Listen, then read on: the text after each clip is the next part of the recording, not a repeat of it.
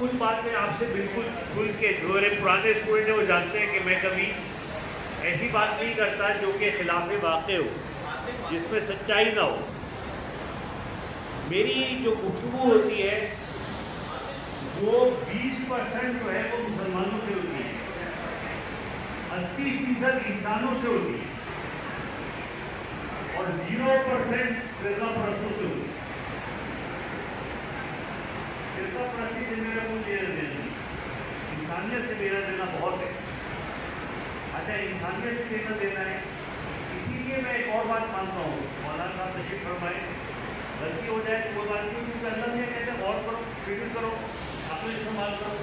اب آدمی عقل استعمال کرے گا تو اس کے ذہن میں جو آئے گا کچھ نہ کچھ آئے گا، جو کبھی غلط بھی ہو سکتا ہے۔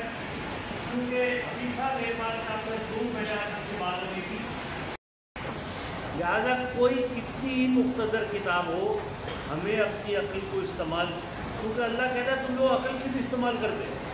تو اگر ہم عقل نہیں استعمال کریں گے، ویسے ہی پڑھیں گے تو کیسے بہت ساری غلطیاں کر جائیں گے۔ تو اس لیے عقل ضرور استعمال کرنا چاہیے۔ اچھا، شمس صاحب نے کہا کہ انہوں نے جن آیتوں کی تلاوت کی اس میں ان کو کربلا نظر آئی۔ میں آپ سے کہوں گا کہ اگر آپ پس منظر کو رکھتے ہوئے قرآن کی تلاوت کریں، اصل میں ہم پڑھتے ہیں مطلب نہیں سمجھتے، غور نہیں کرتے، تو آپ کو بہت ہر صفحے پر کربلا نظر آئے گی۔ کیونکہ علامہ اقبال نے کہا کہ اسے ان کے والد صاحب نے کہا کہ قرآن ایسے پڑھو جیسے تم پہ نازل ہو، اس کی ہر آیت تمہارے لیے۔ تو آپ جب پڑھتے ہیں تو آپ کو اس میں سے وہ نظر آتی ہے۔ میرا اپنا ایک شعر ہے کہ ایسی مماثلت کہ پتہ ہی نہیں چلا، ایسی مماثلت کہ پتہ ہی نہیں چلا، کب آیتوں کا ورد ہوا کب غم حسین۔ تو اصل چیز یہی ہے کہ اب کربلا واقع بھی اسی لیے ہوئی ہے۔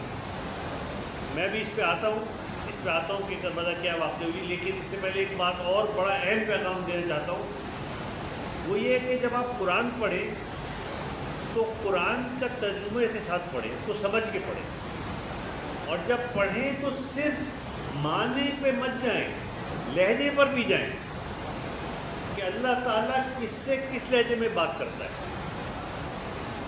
کہیں آپ کو ایسی محبت نظر آئے گی، جیسے نماز کا ذکر ہوتا ہے کہ اقیم الصلاۃ، نماز قائم کرو، اللہ ہے بندے سے بات کر رہا ہے، اسی روب سے بات کر رہا ہے۔ زکوٰۃ تم پہ روزے فرض کیے گئے جیسے تم پہ پچھلی امت میں کیے گئے، لیکن کوئی عبادت ایسی بھی ہوتی ہے جہاں اللہ کا لہجہ بدل جاتا ہے۔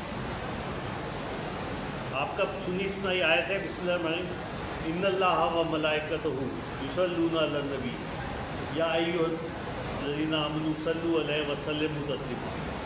اللہ اب یعنی جواز بھی پیش کر رہا ہے، سمجھا بھی رہا ہے